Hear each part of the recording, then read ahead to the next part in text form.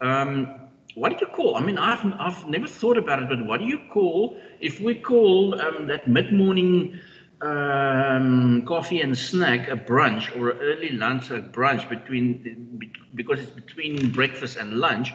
What do we call an early supper, sort of mid-afternoon? I mean, is it still lunch or is it what did you go? Lunch or slapper? Slapper. Okay, that can work. Oh, goodness me.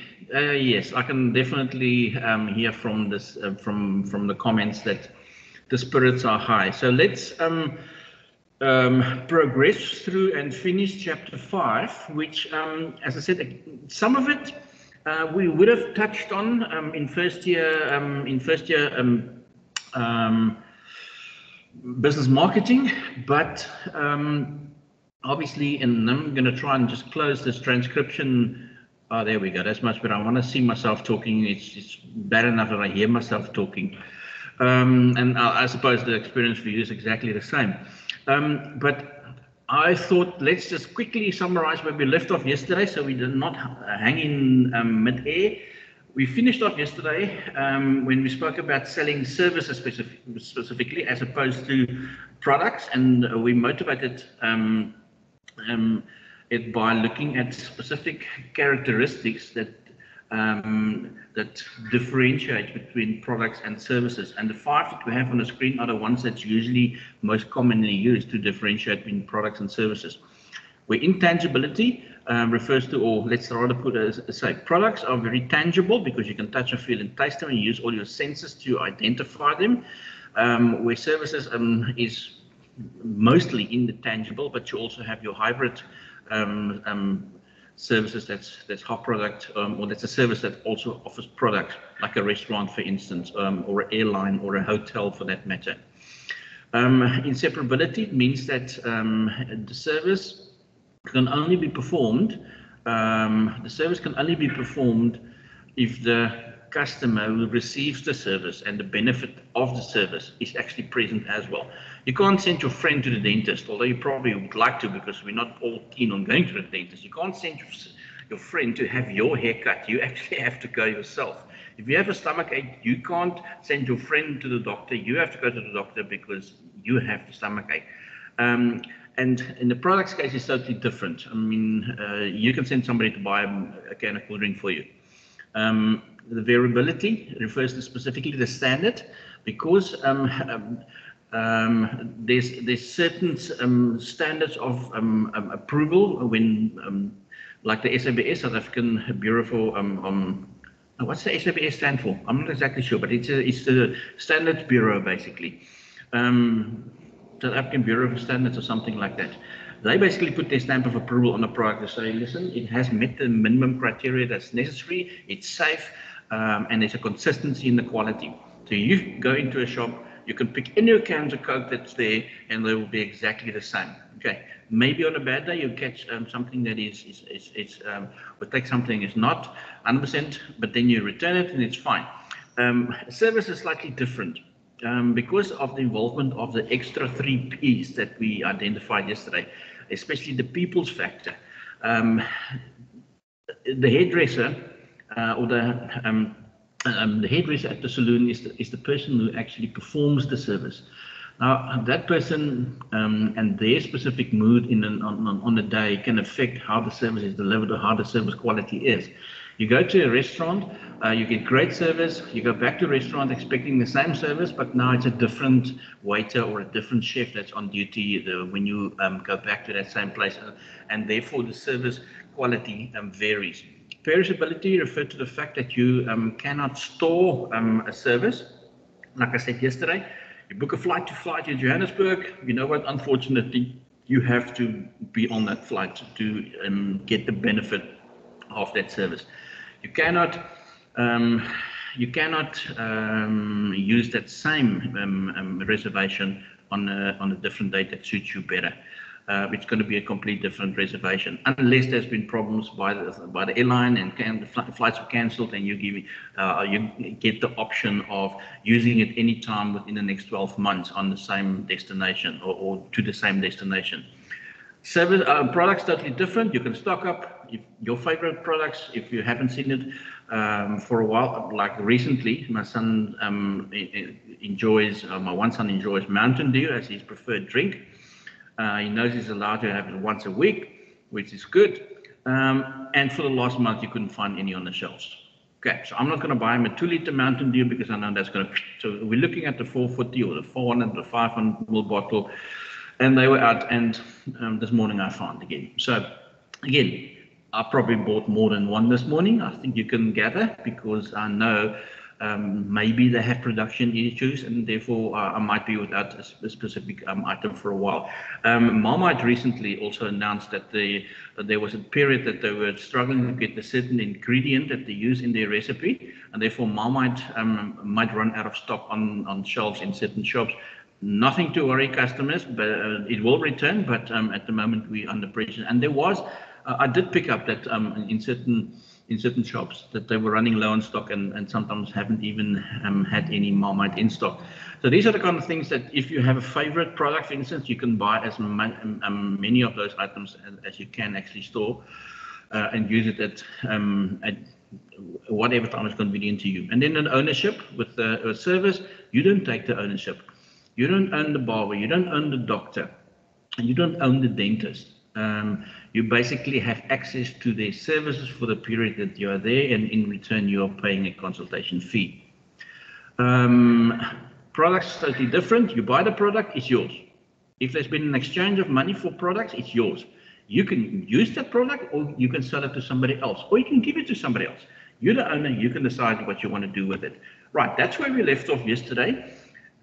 The reason why we distinguish between services and products, you can gather from those 5 different characteristics that we've identified now, that the way in which you are going to sell is going to be different, and that's why we brought this in. Selling a service is slightly more difficult than selling a product, because the customer cannot touch the product and activate any of their senses before they have obtained the use of that service, and that's difficult. You cannot go to the hairdresser and say, listen, let's give it a go today and see how it goes, and if everything is fine, there's no trial run. If it's a bad haircut, then it's a bad haircut, and you have to live with it until your hair grows again, and you can actually have another one the next time. Okay. Sales promotions is one way of providing information to the customer that about the benefits and the features of the product, and where they can get it, and if there are special offers available to them, which is a very clever and strategic method to increase sales, because that's one of the main objectives of a sales promotion, is to encourage repeat sales and to build customer loyalty. If you're running specials, you want to attract more people to, or get more feet through your door, attract more customers to your venue. That's the reason why people have, or businesses run promotions. Right, there are different types of promotions. They vary. It could be anything from vouchers that you find. I mean, you go to, it was very popular at one stage. It was even thrown in your mailbox or handed out at the corner robot, or you could find it in the daily newspapers. There were pages and pages of coupons. If you can actually go to a particular shop and you show that coupon, you get a discount on that product. So coupons and vouchers work very well. Very popular in most retail stores. It's almost if you run out of ideas or you don't know really what will be a perfect gift for somebody, you get him a voucher or get her a voucher, because then they can choose what they want themselves. Gifts also works very well. Who wouldn't like to receive a gift with the product? So if you buy this, you can actually get this as well. There's always a surprise. I still read specific magazines, although the majority of my reading is done online now, but I also still like hard copies of certain publications. They often run a promotion to where they include an additional magazine. Let's say, for instance, I buy the the SA Rugby magazine, and then in addition to that, there's also the latest copy of the car magazine included as well. So that's just the way that sometimes a promotion gets more people to buy it, because they either want one, they see that they can get one for free, so they're getting one for free, regardless of which one they would prefer. Competitions, we all know people die for competitions. We love winning things. Some of us are more lucky than others. I don't think I'm a lucky person when it comes to winning competitions. As a matter of fact, I think I went gambling at Grand West once. I was, I think, a student. My dad enjoys it, but or did enjoy it, but only because he was a traveling salesperson, and often he was bored when he were at certain destinations, and that's one of the things that he did. I think he probably has balanced out. He's probably won as much as he has lost. But I remember when we went to Grand West, he gave me and my sister equal amount of money and said, listen, there you go, and gamble, and see you later on. I tried it once. I think I lost half my money, and I decided, no, I'm rather go to the bar and have a drink. So I'm not lucky with competitions and stuff like that, but it's a way, a very, very good way of building customer loyalty, and getting more people to come to your shop to buy products, so I can actually have a free entry into a competition, whatever the terms and conditions are. But it's a very effective way of promoting. Right. We have three types of promotions. You've got customer, trade, and personnel or staff promotions. The reasons or the differences between the three of them is that a consumer promotion is a form of a pull technique that's used by the seller that you represent as a salesperson, and that is to stimulate a demand. You want more people. You want more people to come to your shop. Spur want more people to visit them on a Monday evening. That's why they have to buy one, get one free promotions. The shops offer discounts. If you buy one of these, you can actually get a 20% discount off the second one that you buy as well. It's very effective, and it's a way of getting more people to visit you, and it is specifically aimed at the consumer, where a trade promotion is more a push strategy, because that is it's the manufacturers who are trying to get their products through the distribution channel to the outlets where customers are going to have access to it, and they want to encourage those stockers, those stockers and dealerships and retailers to stock more of the product. If you buy 1,000 of these, you're going to get it at 75% of the cost price, which is, my apologies, they are working here in the building, and I'm just going to close the door because the sound's rather disturbing.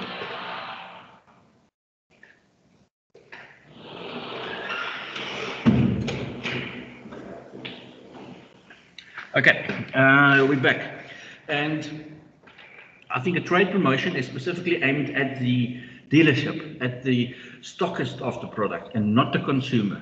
They want them to have enough in stock. So, and if they then run a promotion because they got it at a cheaper price from the supplier or from the manufacturer, it's up to them. But it's a way of displaying new products. It's a way of getting rid of excess stock, and it's a win-win situation. You don't want to be stuck. You want to keep on producing or manufacturing the product at the rate that you are currently doing. You don't want it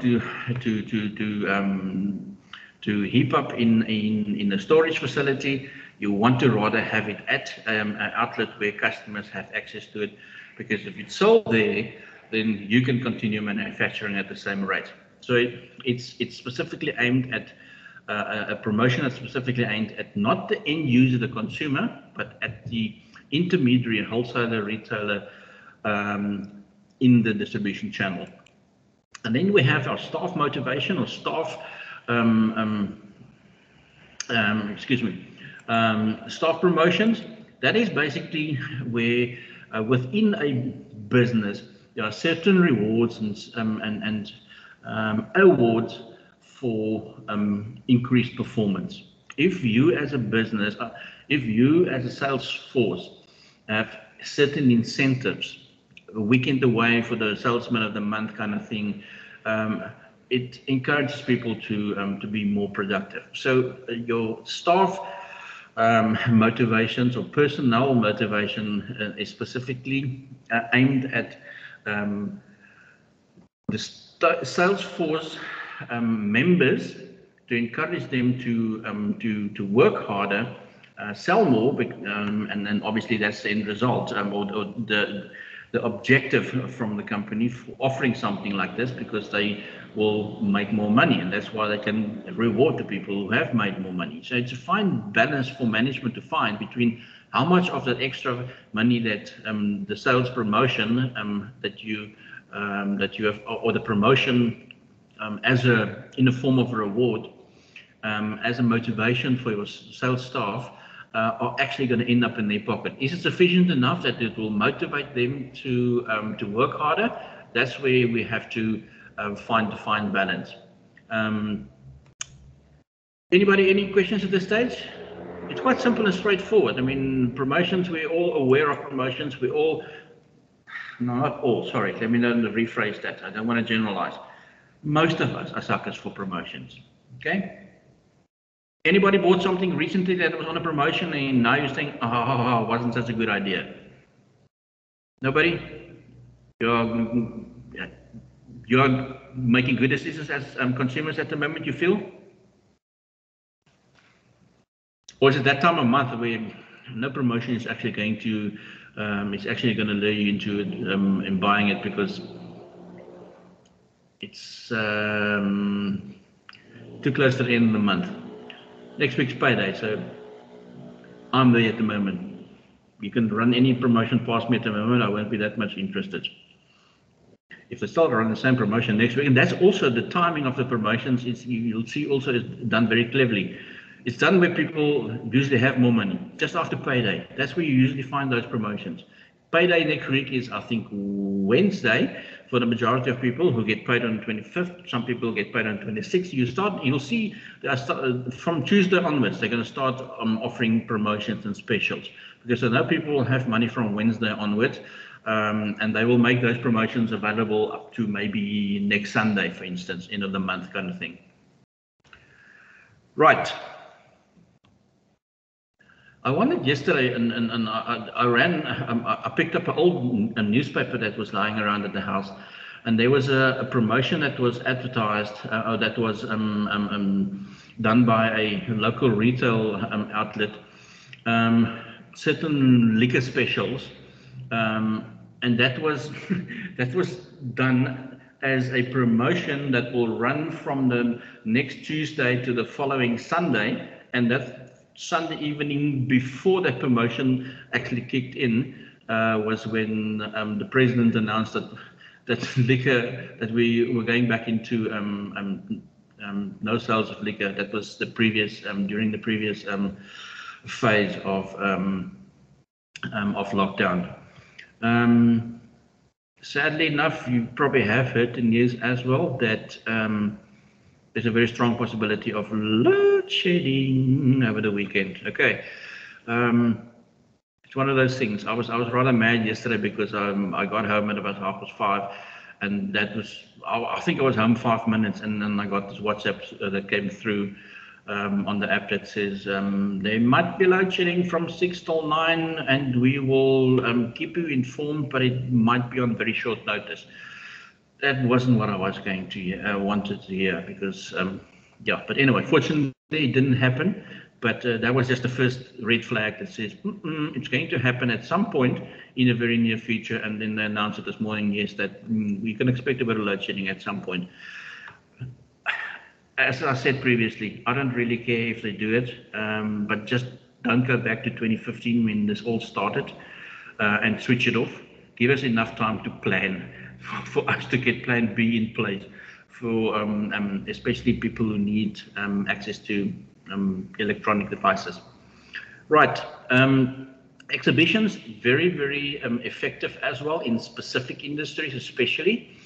The reason why we have exhibitions is, why exhibitions are successful, it gives you one point where a very wide variety of products in a specific industry, but from different suppliers, are available at one specific venue. It's not intended to make a sale. It's intended to expose people to new products, maybe get their contact details, get their permission so you can follow up and contact them later on about the specific products, and to demonstrate products so people can see firsthand and experience in some cases. I've got some photographs on the screen that was from an exhibition I attended in San Diego. We decided to miss the rush and go the evening before the opening of the exhibition, because we were part of a delegation that attended the seminar, and as a result of that, we got sort of a premiere of what was going to be expected, and even that was very, very busy. But again, if you were in class today, there's on the left-hand wall a very nice picture of a layout of an exhibition, because I think this is the event management class, because an exhibition is a very popular, it's family friendly, and you have an opportunity to also hi Linda, and to also then welcome and then to also try the product. I said yesterday, it happened to me at an exhibition when I picked up my race number for one of the Two Oceans Marathon, yet exhibition at UCT, and I still have that product that I got at that exhibition, and I would not have known about that product. I would never even considered having a product like that if I didn't experience the benefit of it, and that's what the main aim and objective is of any exhibition. Right. Characteristics of a good exhibition: make sure that there's sufficient information available at each stand. Make sure that that the staff who man your stand at an exhibition is well informed, not necessarily to make a sale, but to hand out information, to capture information of potential customers, and just to demonstrate the product. It's extremely important. Make sure that there's sufficient refreshments, because usually these exhibitions people treat as an outing. I think the first time I did the Comrades Marathon, I obviously at the exhibition you had to collect your race number and everything, and I think I almost disqualified myself before the race, because there were so many things that you wanted to try and so many new things. I don't think I actually ate that evening before the race. I think I actually, by snacking from all the different stands at the exhibition, I think I've probably covered 3 or 4 meals. But most of it, obviously, would be appropriate for a crowd like that. So it's mostly healthy. And you know what? I was engaged and on a low budget, and it was for free. So I suppose, and that's a nice thing about exhibitions. People feel that it reduces the risk of people feeling that they're making a wrong decision, because you've got the opportunity to try and see if it works or not. Right. On the screen is a model of what an exhibition looks like. How to understand this particular model is we start on the right-hand side in that block that says the exhibition objectives. That's what we're attempting to do at exhibition. You want to sell products? No, you don't want to sell products from your stand. In some exhibitions, that's the only place where people can find these products, and yes, then there's sales. But usually it is to arrange for people to prepare a quote for them after they've seen and used the products and experienced the benefits. They might be interested, put them information down so you can follow them up, and that's the main objective.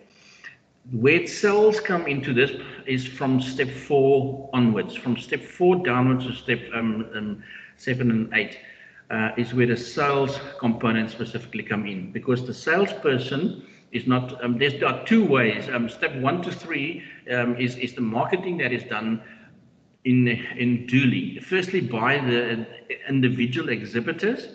They will do their own marketing. They will invite people to visit their stand at an exhibition, and then the exhibitors themselves also advertise. And they advertise the event, and they list all the different companies that will be represented there. So it's a dual marketing strategy, but the actual sales component is where the sales consultants get involved, is from step 4 downwards to step 8, where they are at the exhibition and they are sharing information about the product. They are demonstrating the product. They're allowing people to use the product and experience the benefit. Okay, and all of that is done in a very controlled environment. Very important about the exhibition. Also make sure that when you choose your venue, that it is an appropriate venue for the industry that the exhibition is for. I know that one that's very popular just outside of Bloemfontein in the Free State, they have the annual Agri Expo, and it's appropriate because it's farming community, and that's where you will the venue itself suits the exhibition or the theme of the exhibition that you want to present. Okay, we're not making exhibitors out of you, but I just understand the role that exhibitions play as a form of promotion in the function of sales and operations. Right, at the end of each chapter or halfway through a chapter, and then again at the end of the chapter, as I suggested to you yesterday, just for your own sake, and some do it and some don't, I've posted questions that you can use to revise what we have done up to that point. Okay, this is it for actually for today's session. I thank you very much for joining, and as I said, from the image on the screen, that is, yes, definitely how you leave a class, but not just when there's a long weekend, for every weekend. This is the last class on this Friday for this week. That's how you should actually leave the class today. Okay, people, any questions, any specific questions that you have that's been troubling you, or can we sign off and go enjoy our weekends?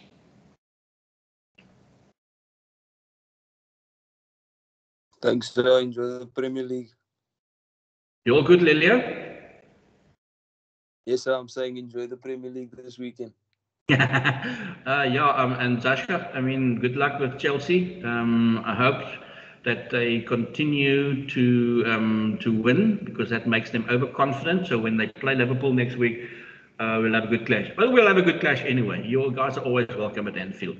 So whatever team you are supporting on the weekend, if it's the box, if it's Argentina, if it's golf, if it's tennis, I don't think there's MotoGP on the weekend. I don't think there's Formula 1. Anything else, and whatever your favorite movies, and whatever your plans are to socialize on the weekend, like I always say, yes, please behave yourselves, but enjoy yourselves, and stay safe, please. If nobody has any questions, that's it for the week. Well done. Reward yourself with whatever you usually reward yourself if you've achieved something. Stay safe and keep well, everybody.